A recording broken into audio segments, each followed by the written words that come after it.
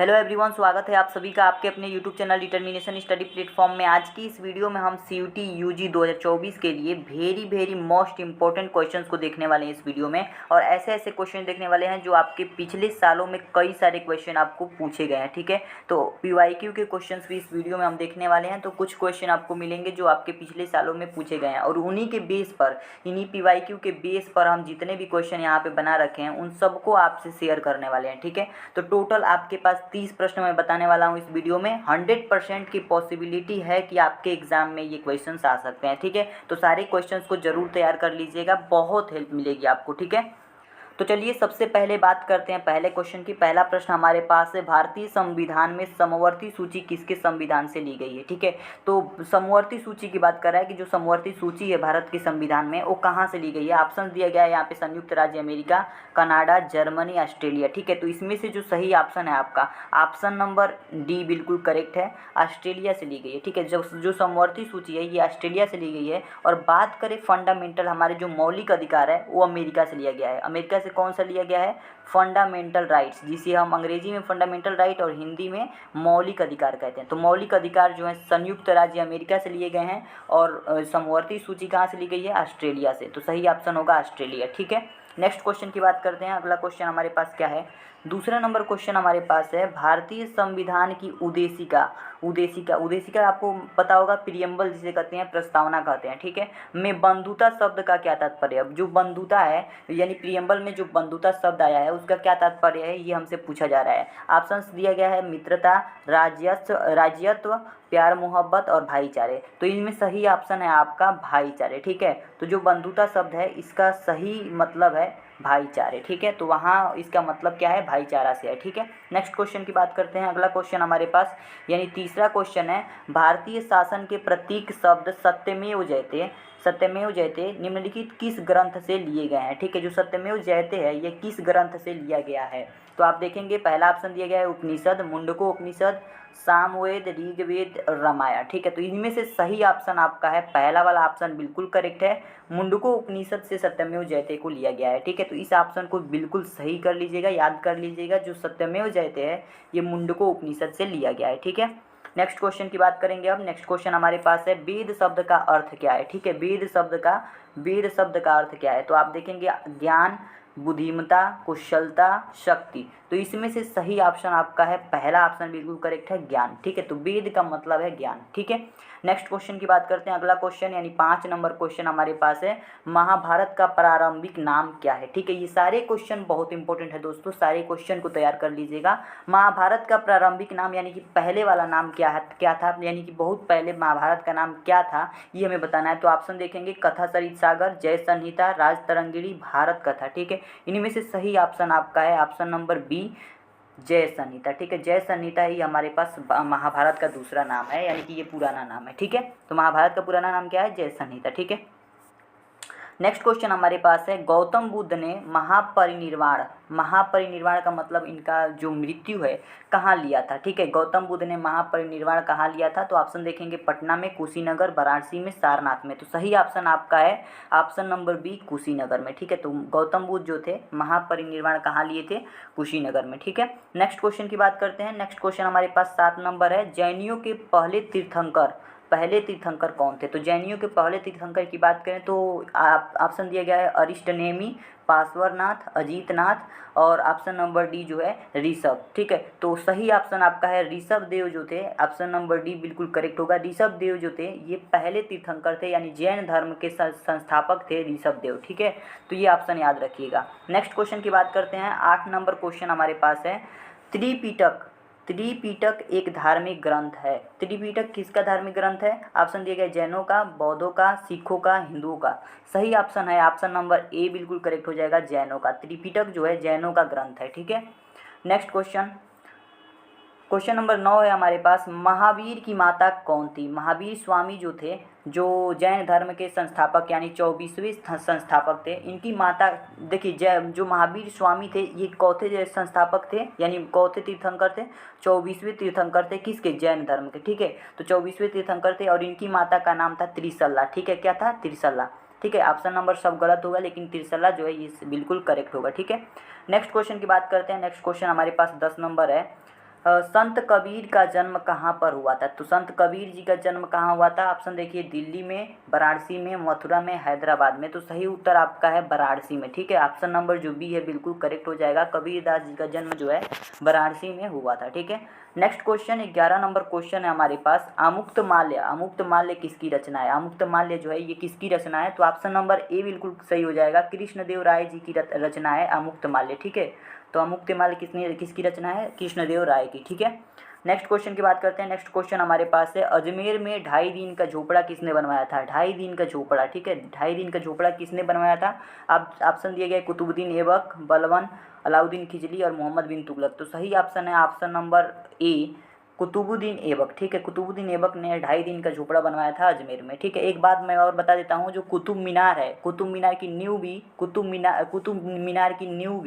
कुतुबुद्दीन ऐबक ने ही डाला था, बल्कि उसे पूरा कराने का काम इल्तुतमिश का था। ठीक है, तो नींव तो उसने डलवाया था कुतुबुद्दीन ऐबक ने, उसकी मृत्यु के पश्चात पूर्ण करवाया किसने? इल्तुतमिश ने। ठीक है, नेक्स्ट क्वेश्चन की बात करते हैं। अगला क्वेश्चन हमारे पास है 13 नंबर क्वेश्चन है, दिल्ली शहर की स्थापना किसने की थी? तो दिल्ली शहर की स्थापना किसने की? खिजलियों ने की, लोदी ने, तोमरों ने, तुगलकों ने। तो सही ऑप्शन आपका है तोमरों ने। ऑप्शन नंबर सी बिल्कुल सही होगा। दिल्ली की स्थापना जो है तोमरों की वजह से हुई, तोमरों ने की थी। ठीक है, नेक्स्ट क्वेश्चन की बात करते हैं। क्वेश्चन नंबर 14 हमारे पास है, किस सुल्तान ने अपनी राजधानी को दिल्ली से बदलकर दौलताबाद में बदल दिया? ठीक है, तो दिल्ली से हटा करके दौलताबाद किस सुल्तान ने बदला था अपनी राजधानी? ऑप्शन देखेंगे, अलाउद्दीन खिजली, मोहम्मद बिन तुगलक, फिरोज शाह तुगलक, खिज्र खान। तो सही उत्तर आपका है मोहम्मद बिन तुगलक। ऑप्शन नंबर बी बिल्कुल करेक्ट हो जाएगा। मोहम्मद बिन तुगलक जो था अपनी राजधानी दिल्ली से बदल करके दौलताबाद कर दिया था। ठीक है, नेक्स्ट क्वेश्चन की बात करते हैं। क्वेश्चन नंबर 15 हमारे पास है। क्वेश्चन नंबर 15 है, रामकृष्ण मिशन की स्थापना किसने की थी? तो रामकृष्ण मिशन की स्थापना की बात करें तो इसमें ऑप्शन दिया गया है स्वामी विवेकानंद, रामकृष्ण और M.G. रनाडे और केशव चंद्र सेन। तो सही ऑप्शन है आपका सही ऑप्शन है आपका स्वामी विवेकानंद। ठीक है, ऑप्शन नंबर ए बिल्कुल करेक्ट हो जाएगा। स्वामी विवेकानंद ने रामकृष्ण मिशन की स्थापना की थी, तो सही ऑप्शन है पहला। ठीक है, नेक्स्ट क्वेश्चन की बात करते हैं। 16 नंबर क्वेश्चन हमारे पास है, रॉलेट एक्ट 1919 किसके काल में लागू किया गया था? तो रॉलेट एक्ट जो 1919 ईस्वी में लागू हुआ था वो किसके वजह से हुआ था? ऑप्शन देखेंगे यहाँ पे, लॉर्ड चेम्सफोर्ड। तो सही ऑप्शन पहला ही है, लॉर्ड चेम्सफोर्ड की वजह से ही हमारे पास रॉलेट एक्ट लागू हुआ था और ये 1919 ईस्वी में लागू हुआ था। ठीक है, तो इसे याद रखिएगा। नेक्स्ट क्वेश्चन की बात करते हैं। अगला क्वेश्चन हमारे पास है, नंबर है 1857 का विद्रोह किसने शुरू किया था? तो 1857 के विद्रोह की बात करें तो सिपाहियों ने किया था।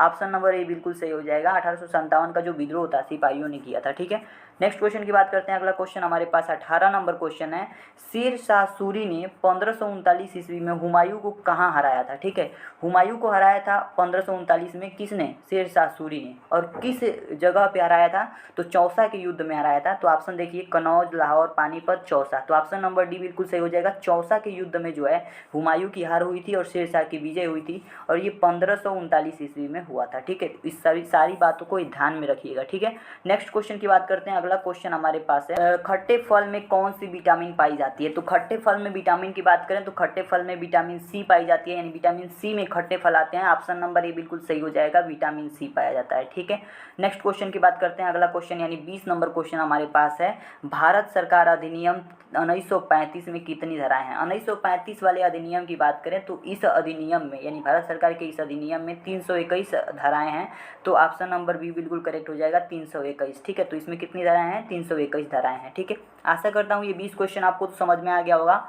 चलिए और 10 इंपॉर्टेंट क्वेश्चन को भी देख लेते हैं। ठीक है, नेक्स्ट क्वेश्चन हमारे पास है और 10 क्वेश्चन को हम देखने जा रहे हैं। तो पहला क्वेश्चन इनमें से है, राष्ट्रीय शिक्षा दिवस कब मनाया जाता है? राष्ट्रीय शिक्षा दिवस की बात कर रहा है इसमें, तो शिक्षा दिवस की बात कर रहा है, शिक्षक दिवस की बात नहीं कर रहा। तो इस बात को ध्यान रखिएगा, शिक्षा दिवस अलग है और शिक्षक दिवस अलग है। तो शिक्षा दिवस की बात करें तो ये 11 नवंबर को मनाया जाता है। तो ऑप्शन नंबर सी बिल्कुल करेक्ट होगा, 11 नवंबर। ठीक है, 11 नवंबर को शिक्षा दिवस मनाया जाता है। और मैं एक बात बता देता हूँ आपकी नॉलेज के लिए, जो 5 सितंबर पहला ऑप्शन दिया गया है, इस दिन हमारा शिक्षक दिवस मनाया जाता है, और 8 अक्टूबर को वायु सेना दिवस मनाया जाता है, और डी वाला ऑप्शन जो दिया गया है 10 दिसंबर, इस दिन हम लोग विश्व मानवाधिकार दिवस मनाते हैं। ठीक है, तो इस सारे ऑप्शंस में जितने भी मैंने डेट बताए, जितने भी दिवसों के नाम बताए, उन सबको याद रखिएगा, कहीं से भी कोई सा भी क्वेश्चन पूछा जा सकता है। ठीक है, नेक्स्ट क्वेश्चन की बात करते हैं। अगला क्वेश्चन हमारे पास है, भारत के प्रथम परमाणु मिसाइल ट्रैकिंग का नाम क्या है। तो दूसरा क्वेश्चन क्या है, भारत के प्रथम परमाणु मिसाइल ट्रैकिंग का नाम क्या है। तो ये सही ऑप्शन आपका हो जाएगा ऑप्शन नंबर सी, INS ध्रुव। ठीक है, INS ध्रुव जो है ये भारत का प्रथम परमाणु मिसाइल ट्रैकिंग है। ठीक है, तो INS ध्रुव जो ऑप्शन है ये बिल्कुल करेक्ट हो जाएगा। ठीक है, तो इसको याद रखिएगा। नेक्स्ट क्वेश्चन की बात करते हैं। अगला क्वेश्चन हमारे पास है, दिए गए विकल्पों में सही शब्द युग्म वाले विकल्प का चयन करो। ठीक है, तो ऐसे क्वेश्चन देख करके बहुत सारे स्टूडेंट घबरा जाते हैं। इस क्वेश्चन में क्या होता है कि इस तरीके का कथन दिया रहता है और विकल्प इसके नीचे दिया गया रहता है। ठीक है, तो इनमें क्या करना है कि इस कथन को सबसे पहले सही करना है और गलत करना है। जो जो सही है उसको सही और गलत करना है, उसके बाद से ऑप्शन में जाना है, उसके बाद आंसर आपको मिल जाएगा।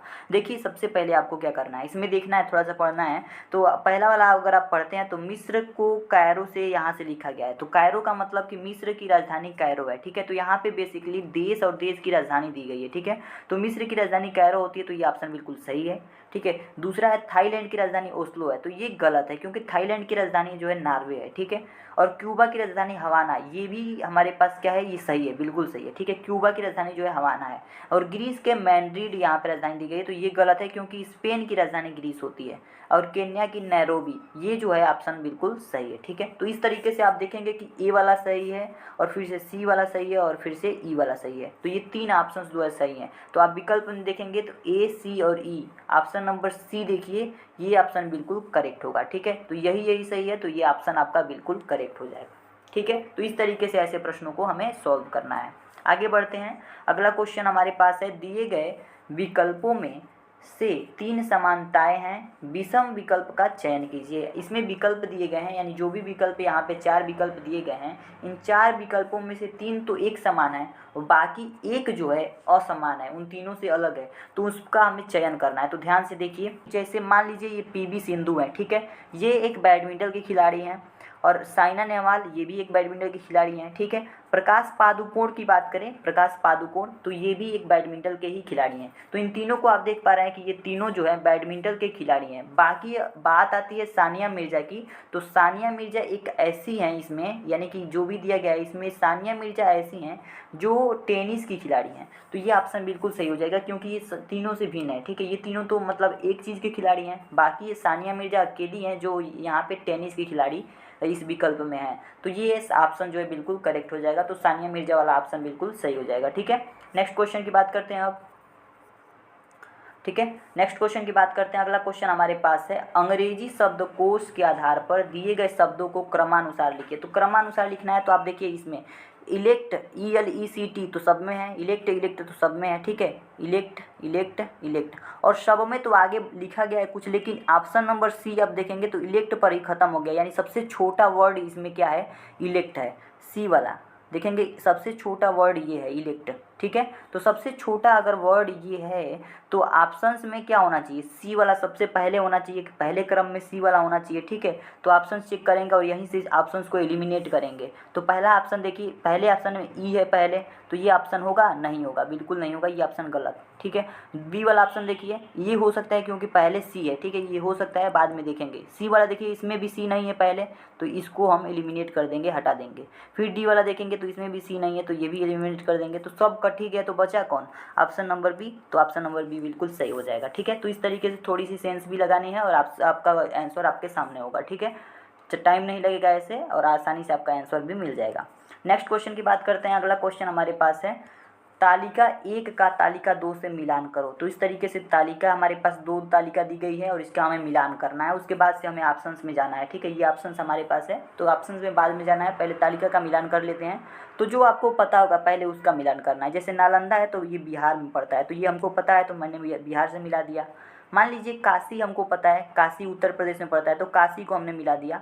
और मान लीजिए बल्लभी नहीं पता है कि गुजरात में पड़ता है कि उड़ीसा में, तो पुष्पगिरी पता है कि उड़ीसा में पड़ता है, तो ये हमने इससे मिला दिया। तो इसका मतलब क्या हुआ कि बल्लभी भी गुजरात से मिलेगा। अब यहाँ से आप अपने ऑप्शंस का चयन कर सकते हैं, यानी नालंदा पहले का जो हमारे पास है पहले का तीसरे पर आया है। ठीक है, तो पहले का तीसरे पर, तो ए वाले का तीसरा ये है, ये वाले का चौथा ये है, तो ये तो पहले ही कट गया। ठीक है, अब इन तीनों में कंपटीशन है। बी वाले का कौन सा है, बी वाले का है चौथा, बी वाले का चौथा, तो बी वाले का चौथा इसमें नहीं है तो ये भी एलिमिनेट हो गया। ठीक है, सी वाले का क्या है, बल्बी पहला, सी वाले का पहला, तो इसमें सी वाले का पहला है, ऑप्शन नंबर सी बिल्कुल करेक्ट हो जाएगा आपका। ठीक है, तो ये मिलान जो है ऑप्शन नंबर सी से मैच करता है, तो ये ऑप्शन आपका सही हो जाएगा।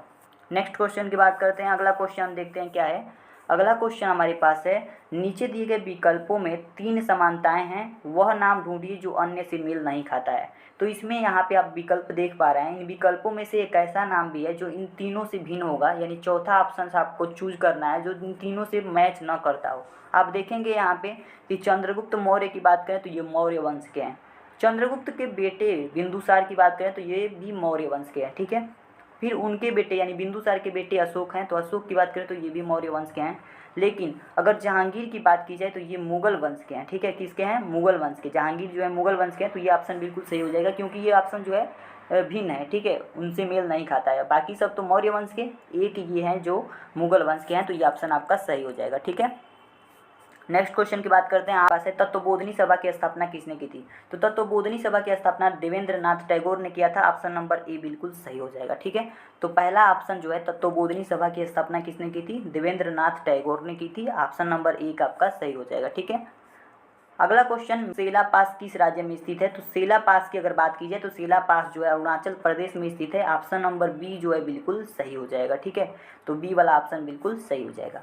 नेक्स्ट क्वेश्चन हमारे पास है, निम्नलिखित में से विश्व मानवाधिकार दिवस कब मनाया जाता है। मैंने पहले क्वेश्चन में आपको बताया था कि जो विश्व मानवाधिकार दिवस है वो 10 दिसंबर को मनाया जाता है। ठीक है, 10 दिसंबर को मनाया जाता है विश्व मानवाधिकार दिवस। ठीक है, तो आशा करता हूँ दोस्तों ये मैंने 30 क्वेश्चन इस वीडियो में बताए, आशा करता हूँ कि ये सारे 30 क्वेश्चन आपको समझ में आ गए होंगे, सारे 30 क्वेश्चन आपको इंपॉर्टेंट लगे होंगे। ऐसी वीडियो अगर और भी पाना चाहते हैं तो चैनल को ज़रूर सब्सक्राइब कर लीजिए। एग्ज़ाम तक हम आप लोगों को डेली वीडियो प्रोवाइड करते रहेंगे।